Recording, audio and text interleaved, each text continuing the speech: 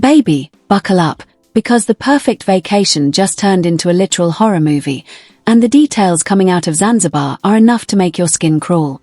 Did Ashlee Jenae really take her own life, or did she catch her millionaire fiancé playing a deadly game of hide-and-seek with the locals? I'm talking about blood-stained engagement rings found in rental cars, secret villas, and a web of lies so thick you'd need a machete to get through it.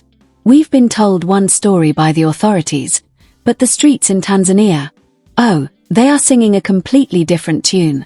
Was Joe McCann, the man who promised her forever, actually sneaking out of their luxury villa to hook up with local women while Ashlee sat alone in the dark? And did she finally crash out when she realized the man she just said yes to was treating Zanzibar like his personal playground? The director of criminal investigations is talking, the locals are whispering, and your girl has the receipts that the mainstream media is too scared to touch. Why is the autopsy being hidden?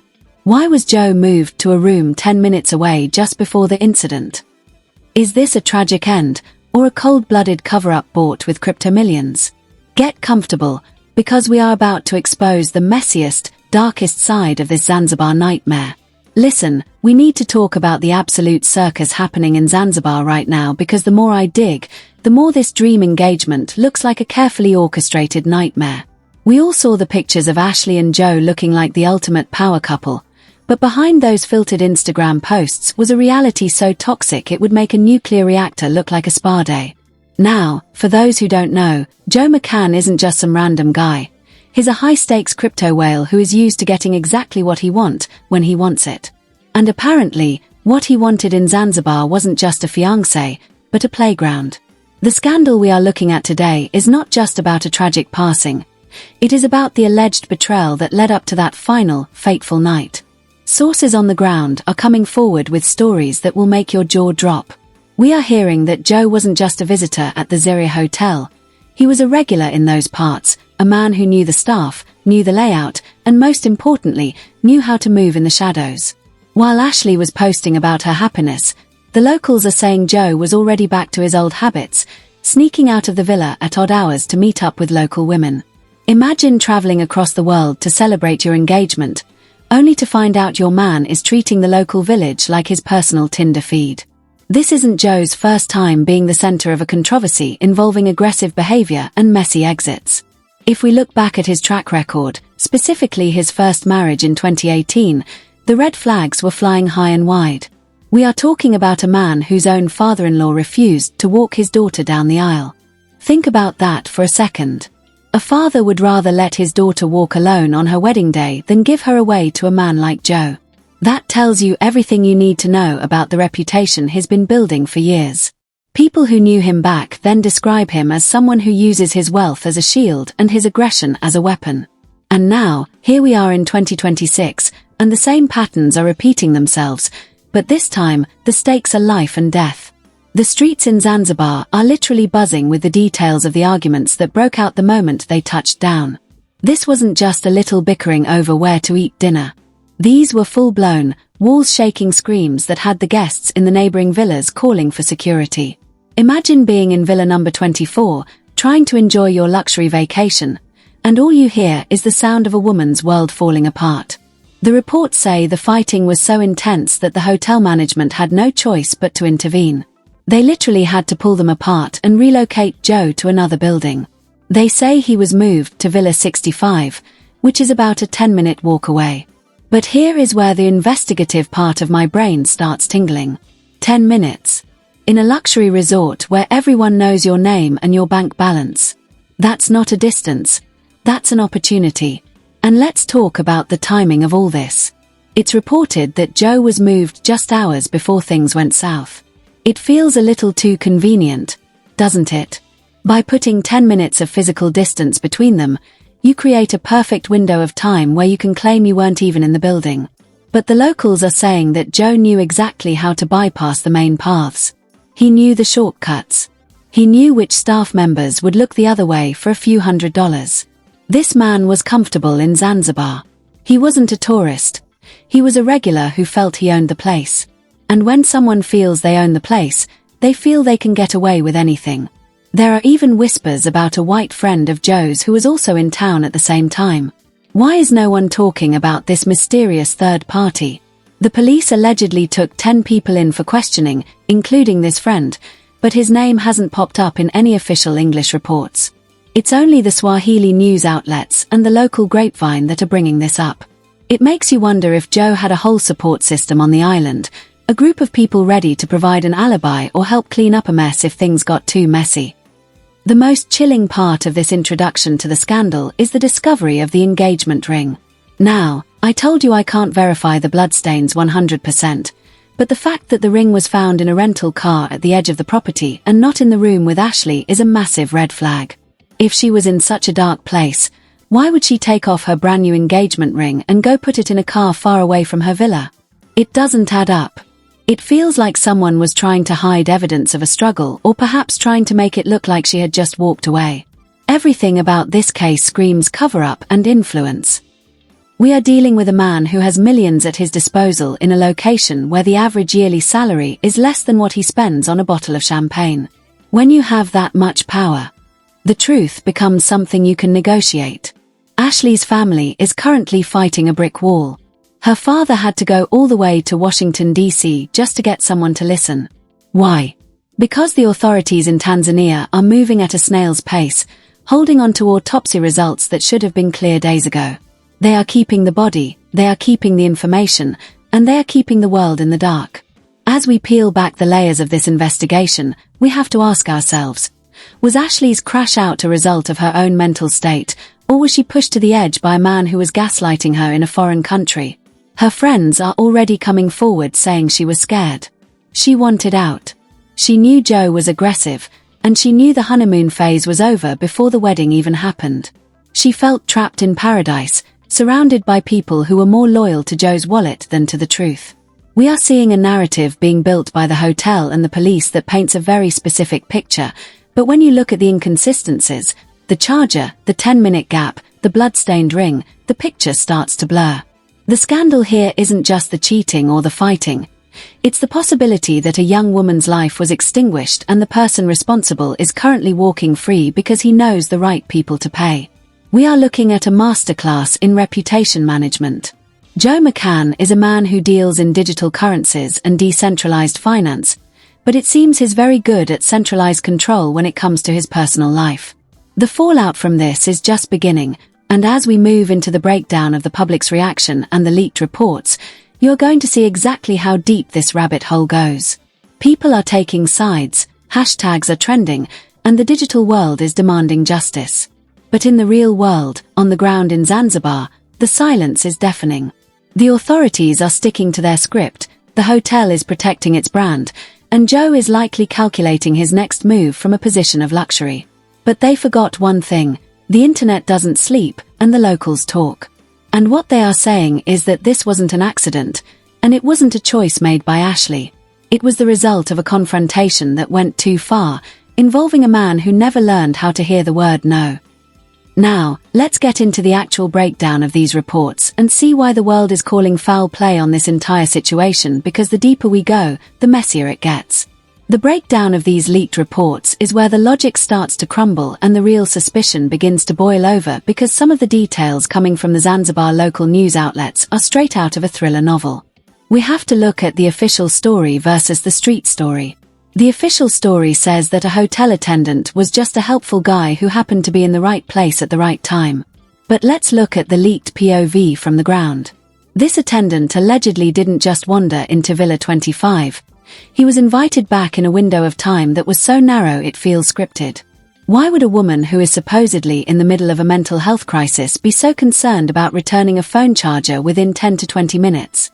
It sounds less like a real human interaction and more like a timestamp designed to prove exactly when she was last seen alive. Anonymous sources from within the resort staff are starting to whisper that the atmosphere that night was pure chaos. They are claiming that Joe McCann wasn't just sitting quietly in his relocated Villa 65. Some reports suggest he was seen near the service entrances, areas of the hotel that tourists don't usually frequent unless they know the lay of the land. And remember, Joe knew this place. He was comfortable. The public reaction in Tanzania has been one of deep skepticism because the locals know how the system works. They see a wealthy foreigner, they see a high-end resort, and they see a police department that is suddenly very tight-lipped.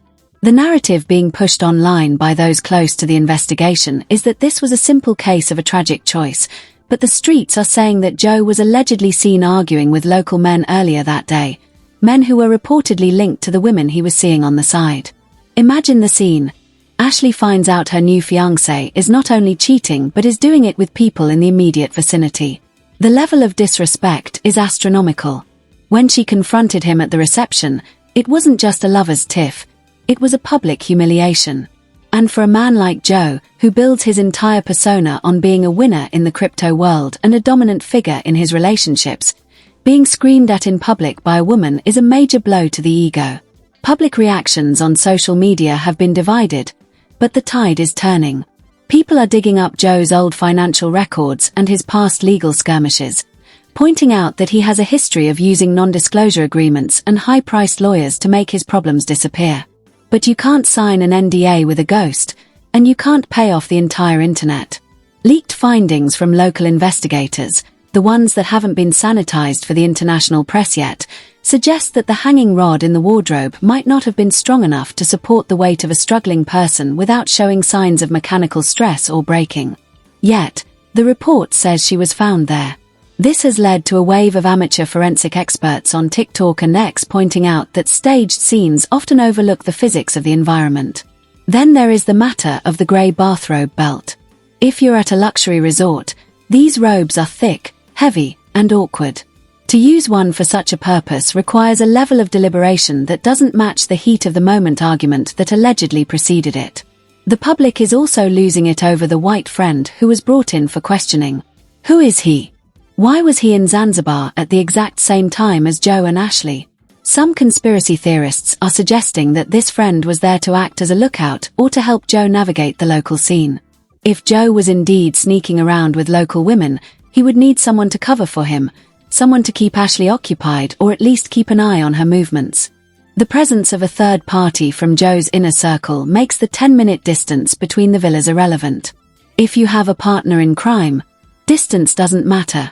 We also have to talk about the blatant display of corruption that the locals are calling out. There are reports that certain hotel staff members were seen receiving tips that were far beyond the usual standard shortly after the incident.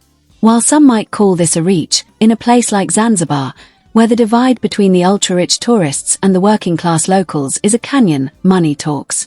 If Joe McCann wanted a timeline created, he had the resources to buy one.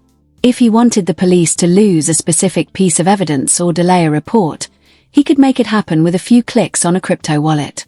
The public backlash against the Zanzibar hotel is growing, with people calling for a boycott until the full, unedited security footage is released. But wait, the hotel claims that some of the cameras in that specific area were under maintenance or didn't have a clear angle of Villa 25's entrance. Isn't that just the cherry on top of this suspicious sundae? The abuse of power here isn't just about physical strength, it's about the power of the purse. Ashlee's family is living a nightmare where they are being outspent and outmaneuvered at every turn. Their public statements are heart-wrenching. They describe a girl who was full of life, someone who had everything to live for, and someone who was terrified of her fiancé's temper.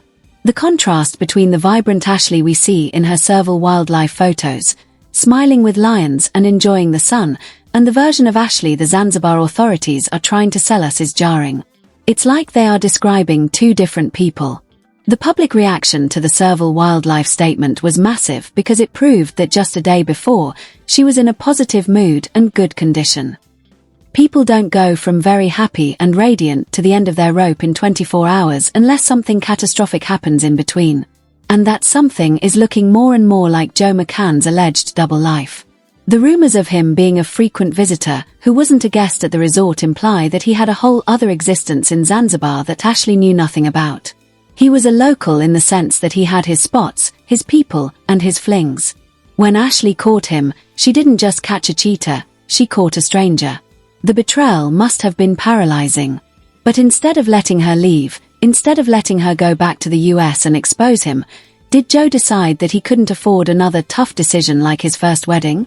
The social media investigation has moved into Joe's past business dealings too. People are calling him a scammer and a manipulator, suggesting that his entire life is a series of pump and dump schemes, not just with coins, but with people.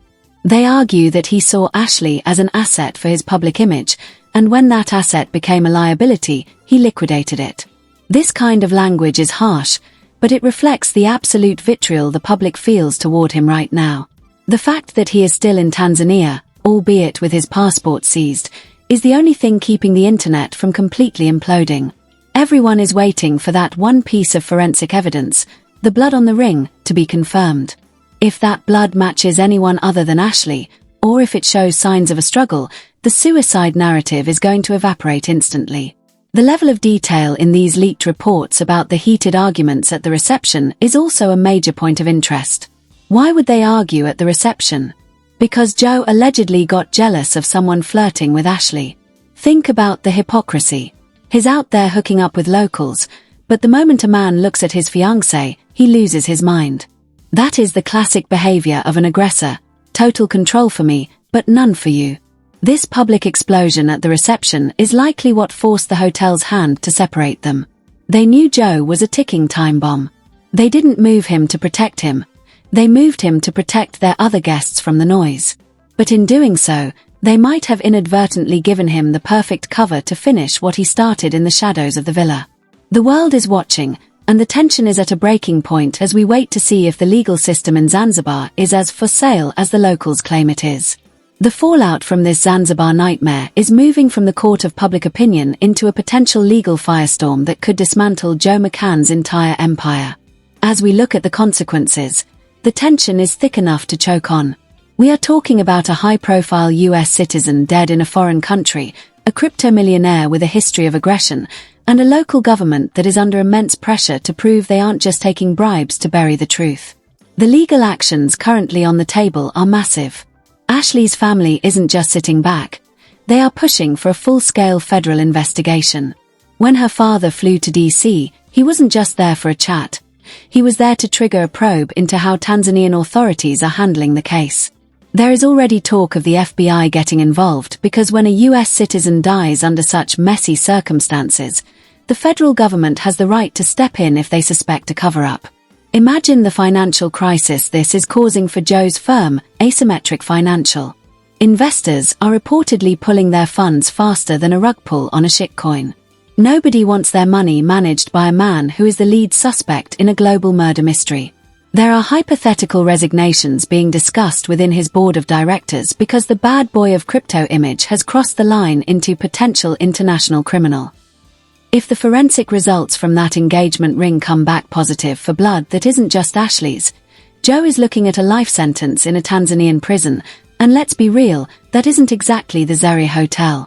The public backlash has reached a point where people are calling for the seizure of all his, to ensure he doesn't use his wealth to vanish into a country with no extradition treaty. And let's talk about the probe into the Zeri Hotel staff. If it's proven that the attendant used his emergency key not to save Ashlee, but to facilitate Joe's entrance or to clean up the scene, we are looking at a full-scale criminal conspiracy. The hotel could lose its license, and the staff involved could face decades behind bars. The locals in Zanzibar are already protesting, claiming that the tourism industry shouldn't be a shield for wealthy men to commit crimes. The anticipation for the official autopsy report is at an all-time high.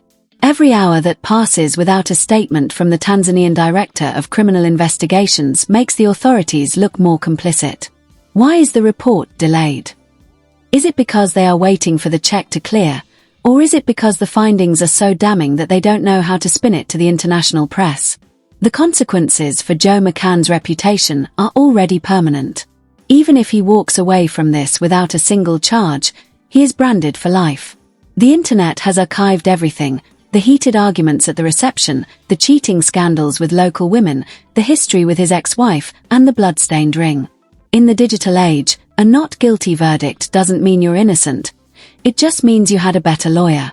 But the public isn't a jury that can be sequestered. The public is a relentless force that will follow him to every crypto conference and every luxury resort he ever visits. There are already reports of people tracking his private jet movements, making sure he doesn't try to make a run for it. But what about the legal fallout for the white friend who was brought in for questioning? If this person was an accessory, They are just as guilty under Tanzanian law. There is a hypothetical scenario where this friend flips on Joe to save himself. Can you imagine the bombshell testimony that would come from Joe's own inner circle? Someone describing exactly how Joe was sneaking around, how he reacted when Ashlee caught him, and what really happened in those minutes when they were supposedly separated. The tension is building toward a moment of truth that could shatter the lives of everyone involved. The government of Tanzania is also in a tight spot. They want to protect their image as a safe, luxury travel destination. But by protecting Joe McCann, they are doing the exact opposite. They are telling the world that if you have enough money, you can do whatever you want in Zanzibar and the police will write the script for you. This has led to a diplomatic nightmare. US officials are reportedly putting extreme pressure on the Tanzanian government to release the body and the findings. This isn't just a local dispute anymore. It's an international incident that could affect trade and travel relations between the two countries. We also have to consider the financial fallout for the locals who are being accused of taking bribes. If a probe reveals that the police or hotel staff were paid off, it would trigger a massive cleanup of the local administration. We are talking about potential resignations of high-ranking officials who thought they could bury a girl from America without anyone noticing. But they underestimated Ashlee's reach and the power of the community that loved her. Her friends aren't staying silent. They are posting the receipts, the voice notes where she said she was scared, and the photos of her bruises from previous arguments. The most anticipated part of this entire saga is the forensic breakdown of the bathrobe belt and the wardrobe rod. If independent experts get their hands on the photos of the scene, and they prove that the physical evidence doesn't match the suicide narrative, the fallout will be explosive. We are looking at a potential wrongful death lawsuit in the US that could strip Joe of every penny he has left. Even his friends in the crypto world are starting to distance themselves, deleting photos with him and scrubbing his name from their websites. He is becoming a ghost before the trial has even started. As we wait for the final autopsy and the forensic results on that ring, the air is thick with anticipation. Will justice be served, or will the billionaire's alibi hold up? The world is demanding answers, and the pressure is only going to get worse. This isn't just about one tragic night in Zanzibar. It's about a system that allows the powerful to prey on the vulnerable and then pay for the silence. The fallout is coming, and it's going to be a landslide. Every secret Joe thought he buried in the white sands of Zanzibar is being dug up by the digital world, and there is nowhere left for him to hide. The consequences are real, the legal battle is just beginning, and the truth is coming in hot. Baby, ye case surf Messi nahi hai, ye ek puora international disaster hai Joe paradise mine shuru hua or ek korfnak nightmare par katam hua. Humdeka ku kais ek romantic engagement, white sands, or luxury villas kupiche doka, aggression, or crypto millions ka kelchal raha tha. Lekanasal sawal abp wahi hai. Kia aap wakai manti hain kuek laki Joe 24 gante peel radiantly happy thigh, wo akanak asa kadamuthaleji? Why furyi history ka sab sa mahanga or plan kia gaya cover up high? Kia Joe mechanic duki mangata high yek cold-blooded manipulator jisni apni dorlet ko island kalogon ka mun band khan kalia istamal kia? Or wo hotel staff? Kia wo surf gawa hain ya is sorry sazish kubarabar kusharik. Muj niche comments mine batayain kuapko kia lagta high. Kia yiwa kayak hadsa tiwek bohat barajut Joe White Sands minder fan khan ki koshish ki ja rahi high? Is video ko share Karine Taka yisak dab naj. Like ka button debayan or subscribe Karine Kianki J's highwo autopsy leak hogi. Aapki girl sabs appeal receipts kasath hazir hogi. Hum tab tak nahi rukenj jab tak Ashlee ko insaf nahi miljata. Aapki kia ray hai. Let's talk in the comments.